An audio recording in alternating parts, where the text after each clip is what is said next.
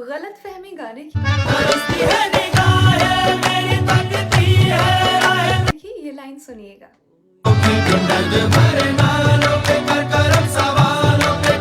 दर्द भरे नालों, तो यहाँ क्या शायर कह रहा है कि नाला गारा की जगह दर्द से भर गया?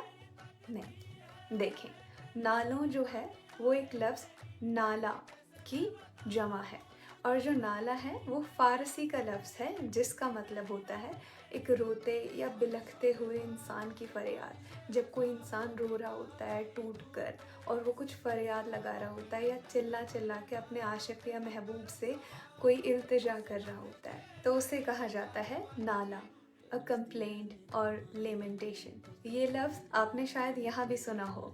मेरे नालों की सुनकर जुबाने